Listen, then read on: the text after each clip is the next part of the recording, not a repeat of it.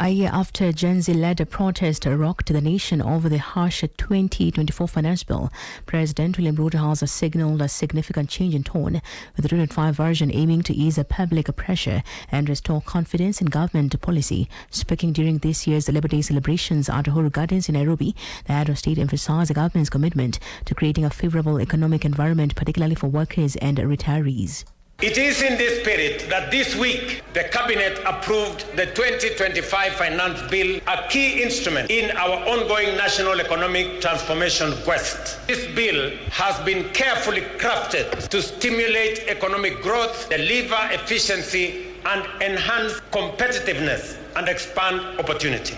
In fact, its provision targeted relief for both businesses and workers, and to support the spirit of enterprise and productivity. Notably, to improve workers' take-home pay, employers will now be required to apply eligible tax relief and exemptions directly when calculating pay as you earn. Speaking at the same time, a Quarter Secretary General Francis Atwoli urged the government to revise its tax policies to base deductions on basic salaries rather than gross pay. Atwoli said the current system unfairly reduces workers' take-home pay, especially those earning extra through overtime and allowances. He specifically cited the housing levy, arguing that tax gross income undermines the efforts of hard-working Kenyans. Atwoli called on policymakers to adopt a fairer system that protects the workers' additional earnings. Hizi vitu tunakatwa, housing, nini, taxation, it should not be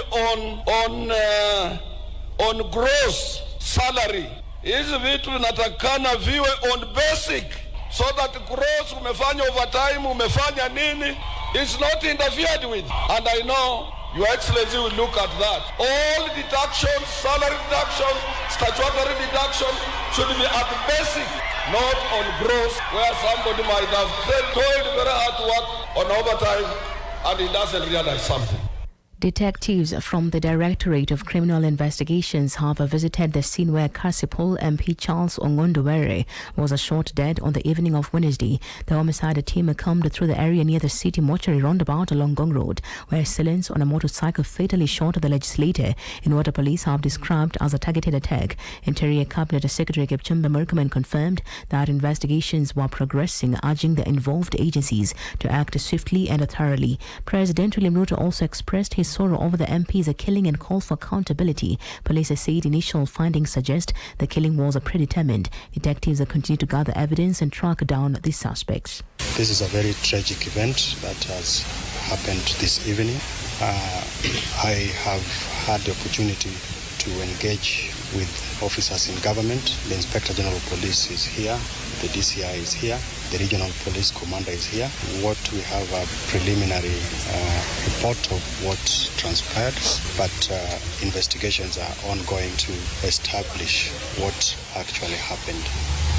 I want to also convey condolences from His Excellency the President. I spoke to him when I was coming here, as well as my minister, and we would want to assure the public that we will have an expedited investigation process.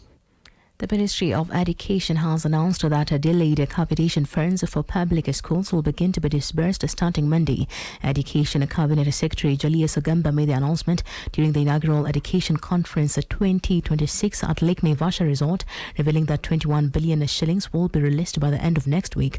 Ogamba attributed the delay to competition for limited government resources, but assured stakeholders of the government's commitment to timely support for school operations. The announcement follows the concerns from school heads and education stakeholders over disruptions caused by the funding delay. The Kenya Secondary School Heads Association has warned of potential learning interruptions. Ogamba also warned the principals against imposing unauthorized levies on parents to cover budget shortfalls, threatening a disciplinary action against those found culpable. The CS further addressed a student transition to grade 10 and rising cases of unrest during second term, urging education officers to enhance oversight and ensure accountability. Principal Secretary Julius Bitok echoed the CS concerns and emphasize the role of the National Education Management Information System in improving competition disbursements and supporting reforms.